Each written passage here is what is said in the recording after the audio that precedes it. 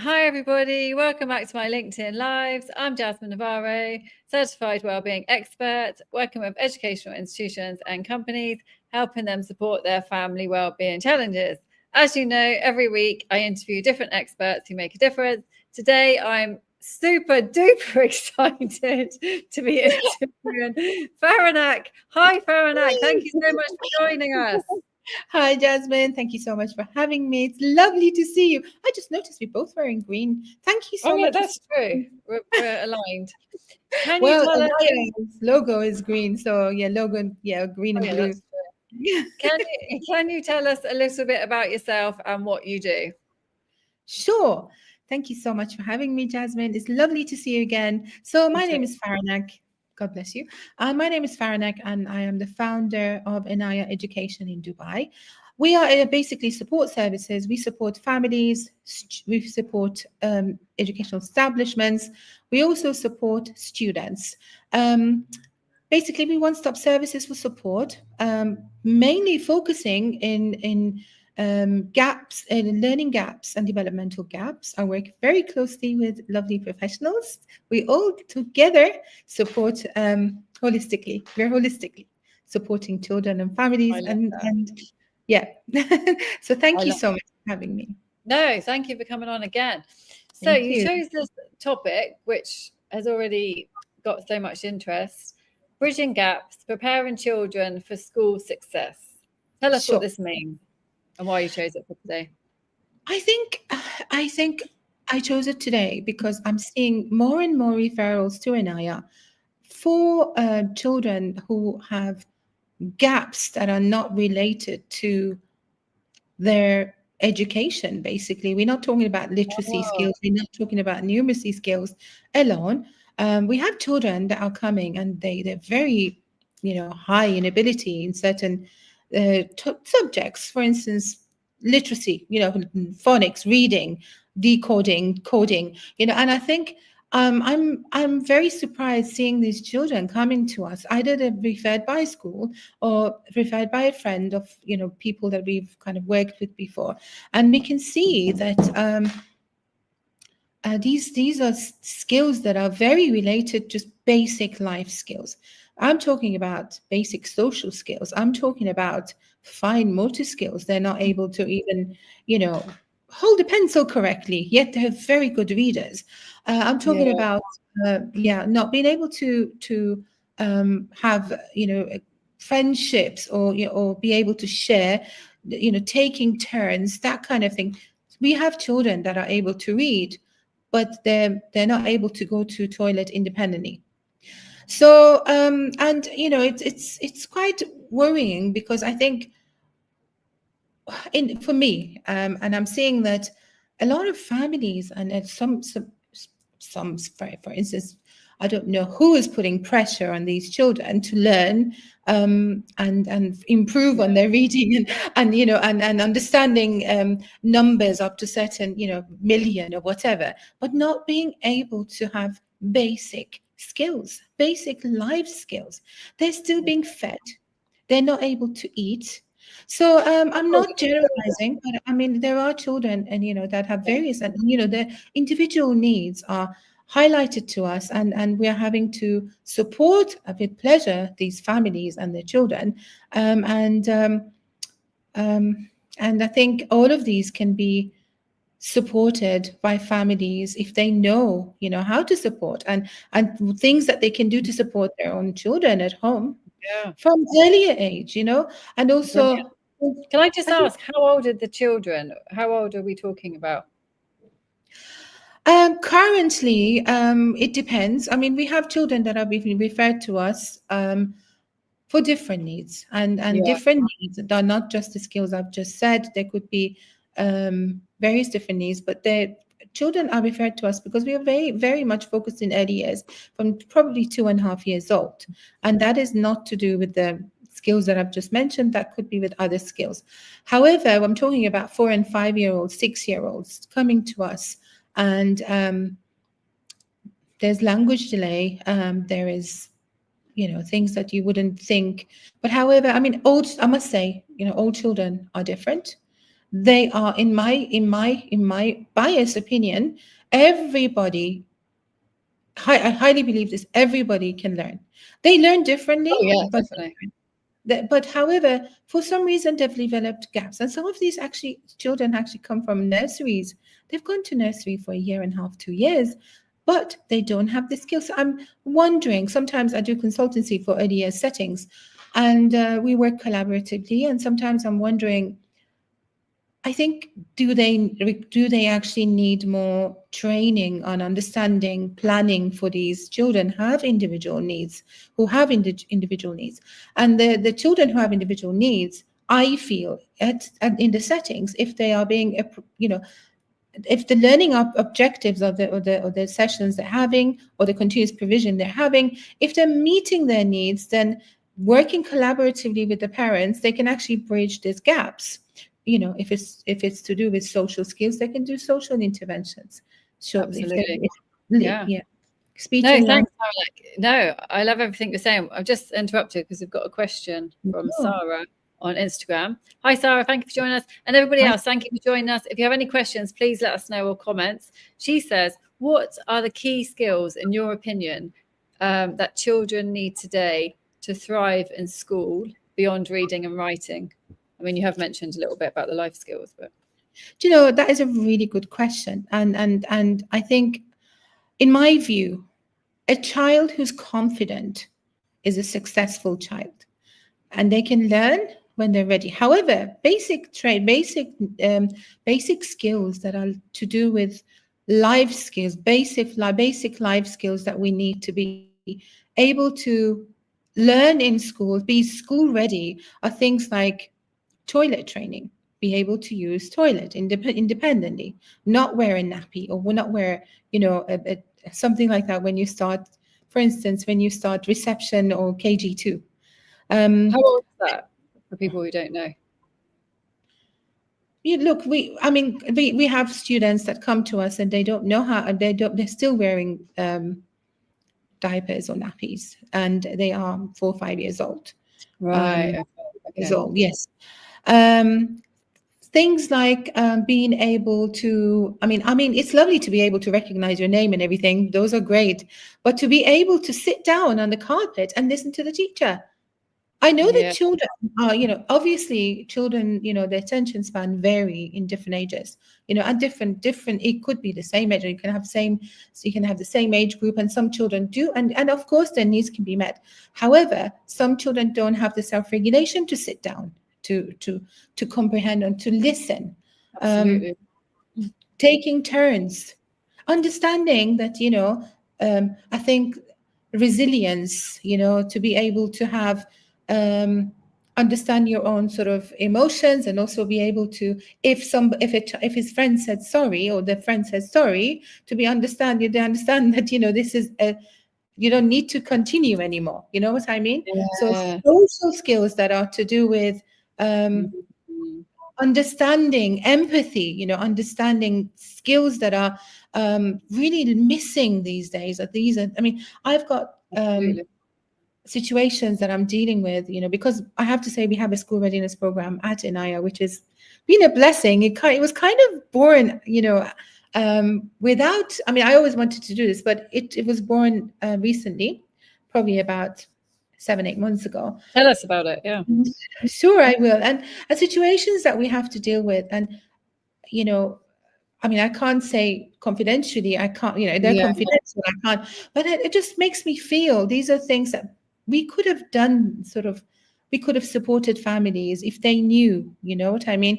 And that's why we're there. We're there to support families now, because to answer the question of Sarah, I would say the list isn't, long. I'm not going to say there's lots and lots of skills required, but basic skills such as communication skills, my turn to talk, your turn to talk, listening skills. And yes, we're not expecting children to be great listeners, because they're children at the end of the day, but also respect for adults. This is something that I'm very, I think I feel like, I don't know, as the modern parenting is continuing, children don't understand, that there's an adult in front of you, you speak to them in a certain manner. You have to kind of respect your teachers, that kind of thing. Yeah. Be able to feed yourself, and self-regulation. It's really important. Of course, every child is different and is valued, and we just want them to be able to use their words rather than cry, because some of these things can go back to, children cry, babies cry. But I think if we're not encouraging our children to use our words, to use their words, if we're giving attention to their cry, of course they learn to cry if they want something. Absolutely. And if they don't know another way, they're going to do that, aren't they? Absolutely. So I think, I think the basic skills are really important to be able to sit on the, in a classroom and learn. You need to be a confident child meeting, certain areas of your life that are not to do with academics, to be able to go and put your own bags, carry your own bag. One of the things that we're finding is the nanny culture in this region. And I think it's really important. I've been very lucky to have some amazing parents at Inaya for so many years, or even, when I worked in schools, I've been very lucky. Most of the parents work very collaboratively with us. We have to work collaboratively. We have to work with the parents and with the nannies, whoever's involved in the child's life. It's very rare that they don't. We are very lucky. And I think it's really important to work with nannies as well, to ensure that they're not babying these children. Encourage them to clean their room, cleaning up after your mess. It shouldn't be an adult cleaning after you.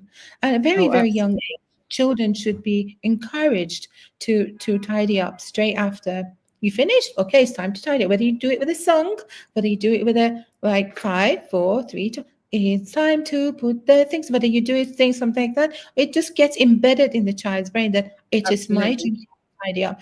Take your plate to the kitchen, this kind of thing, So there's a lot of skills that they can have at home. No, brilliant. Sarah said thanks. No, excellent. Thank you so much, Sarah. I've got another question from Peter. He says, hi Peter, how are you doing? Can you share some simple daily activities that help prepare children emotionally and socially for school? Okay, very good question.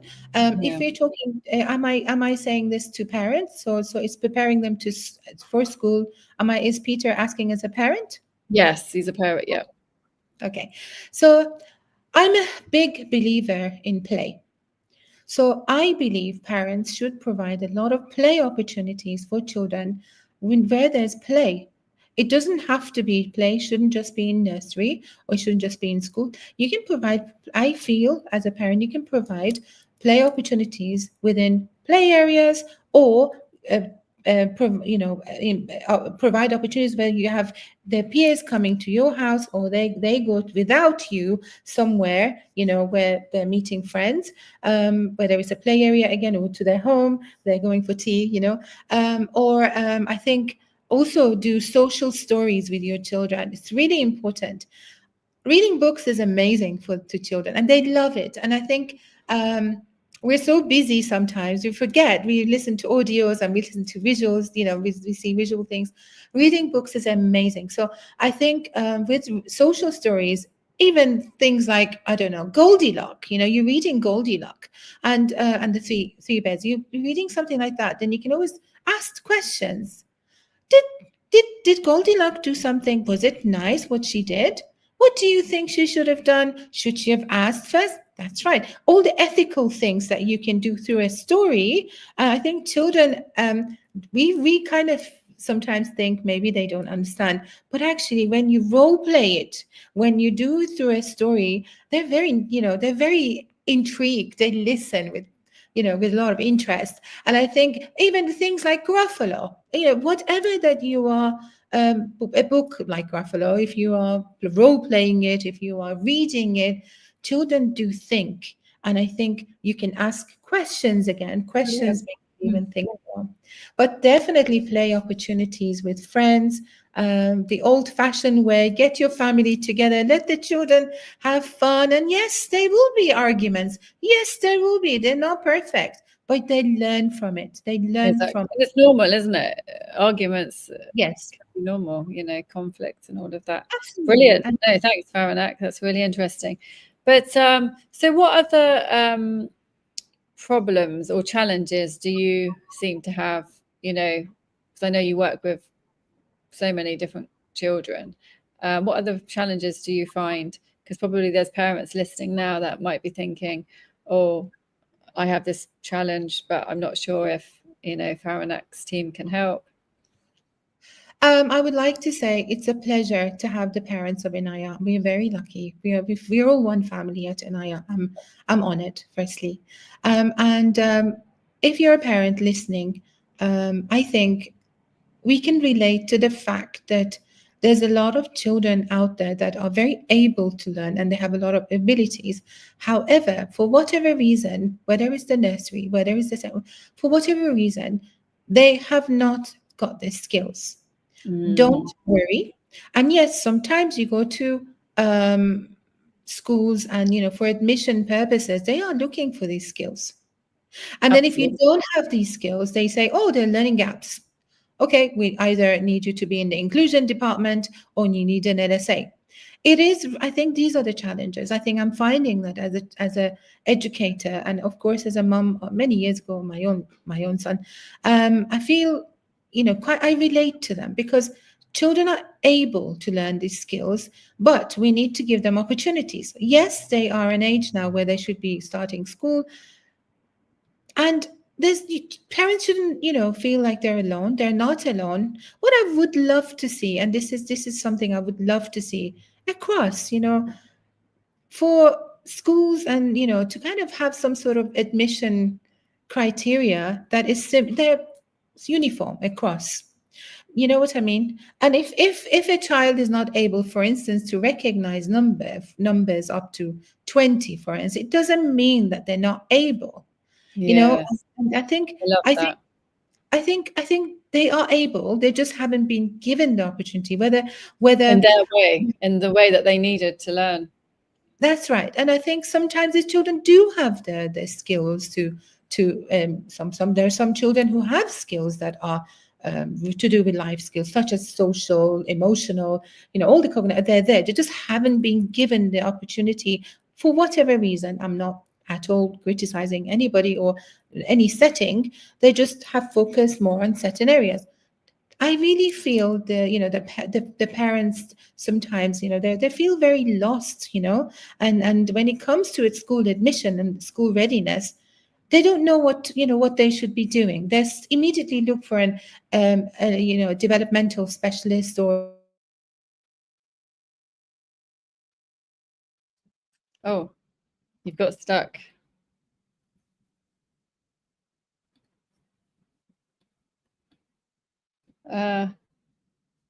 Not sure if you're still there, but you've got stuck. Let's see.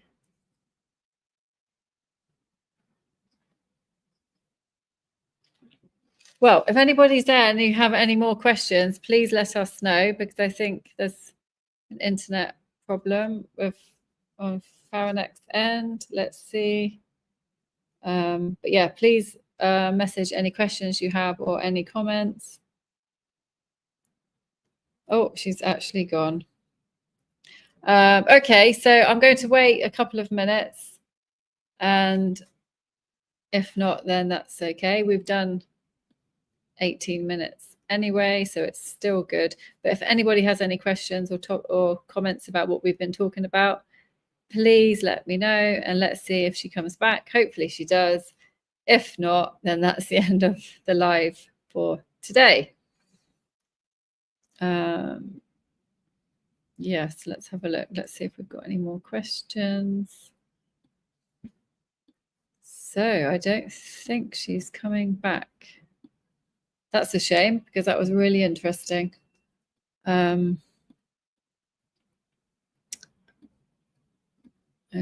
let's see. But yeah, I think I agree with everything that Faranak's, saying about teaching children in a holistic way, really, because it's not just about, academics. It's really about the overall well-being of the child as well, you know. And communication is absolutely key. And I think the earlier we can learn these skills, the better. Well-being is absolutely, I mean, that's my area, and that's what I do. And I think that's so important. You know, if a child is not feeling happy in themselves, then they're definitely not going to be able to, you know, work well in the classroom anyway. Let's see if she's coming back. Hi, I don't know what's happening. Let's see if she can come back. Okay.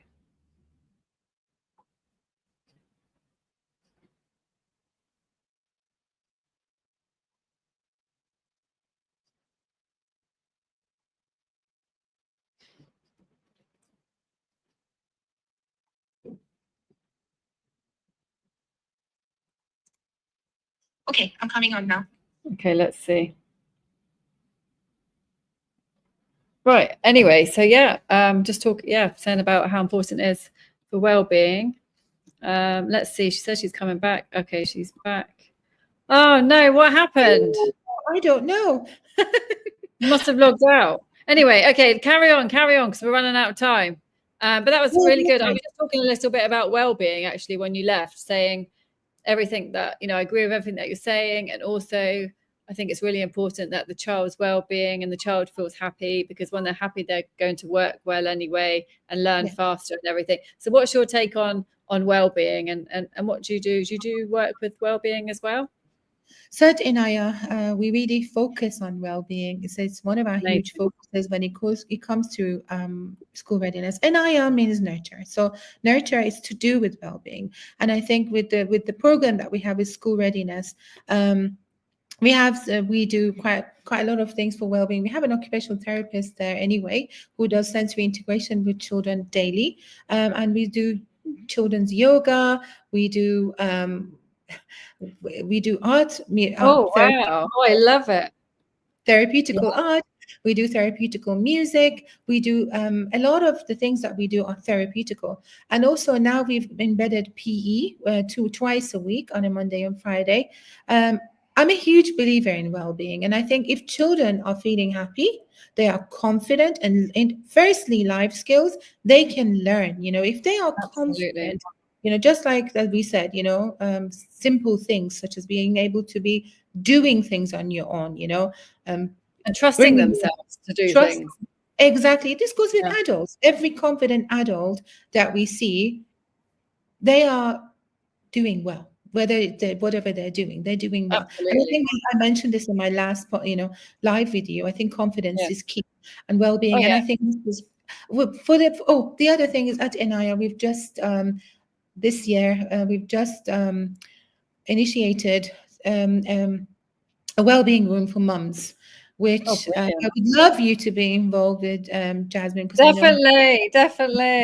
Yes. And I think this is really important for mums and, you know, dads, parents to get there. It's not just for mums, it's for parents to get together to talk about their challenges. And we can invite, you know, speakers, we can invite professionals to support parents, because honestly, I as a parent myself, I've been there and I know how it can be. It's stressful. It's worrying.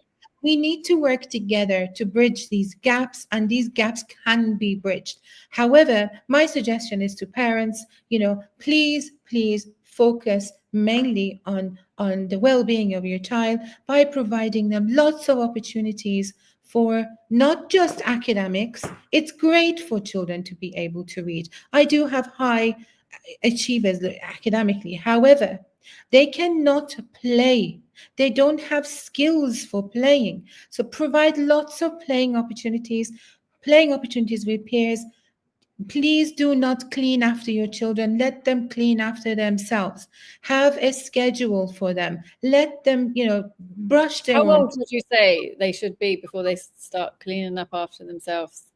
I think it's really important as young as, and I know this sounds, you know, some people might think I'm a little bit, but I would say maybe as young as 2.5, just even, oh, have we finished? It's now time to tidy up, even if it's just Yeah, I one love or it. two things. As long as they understand, they can do Yeah, it. yeah. And I think be able to chop the food up for them, let them eat themselves. Because I think Do not that, feed the children. yeah. No, sorry. I think that teaches them a sense of gratitude as well, doesn't it? Because when you do, Yeah. you bake the cake, you have fun, but then when you clean up after yourself, maybe you appreciate the cake even more. I think, Jasmine, you're right. There's a sense of achievement as well. I've Yeah. played. Now it's time to to provide more of it next time. Bring it something different that they haven't played. Oh, great! Now it's time to create that interest. Read with your children. Spend that quality time. And the respect will come. I think we earn more respect the more that we go back to basics as Oh, yeah. adults. The more. I mean, I see children that have millions of dirhams, whatever, and they have amazing lives.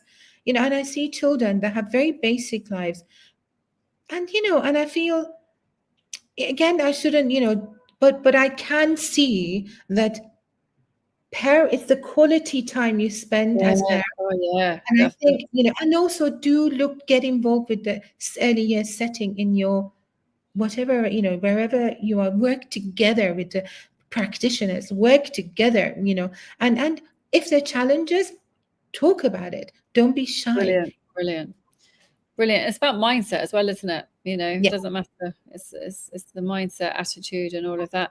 No, but this is amazing, Faranak. I mean, I love talking to you. I love our conversations. I I love love it, love seeing how passionate you are and how knowledgeable you are about my this. And I know there's so much more to say, and we're going to have to definitely do another live, but time's running out. So is there anything else you'd like to say that you feel like you haven't mentioned before we go? And how can people find you? We're actually at Australian International School. We have a center there, and where our school readiness program is running. And also we are at Damac Hills Community Center, where we provide play opportunities, workshops for the community, and also one-to-one support. It is our pleasure to support the families and the children. We are one family at NIR. If you have any worries at all, please don't hesitate to reach out. Every child is an individual, and individualized support is very much focused on at NIR. We see every child as a learner, and they can do it, and we just support them individually. They can do it. Thank you so much. Thank you so much for having me, Jasmine. And I would love to invite you to NIR, to our parents, for workshops. No, I think it's so important what you said as well. Like, every child is a learner, because when you have that mindset, when you learn that mindset as a child, you just take that through to your adulthood, won't you? And you'll try new things. Like I told you, I've started dancing, and if I didn't I love realize it. if I didn't realize I was a learner, then I would have stopped immediately. Well done, Jasmine. I'm coming with you. Definitely. But thank you so much, Faranak. And please, can you put all of your links and anything you have on the post so people can just I click will. Instagram and everything? I know I you have lots of amazing things. But thank you so much, Faranak. Thank you, everybody, for joining. Please message Faranak if you have any questions about today's live, and she will message you. And I will see everybody next week. Thank you so much for having me. Bye.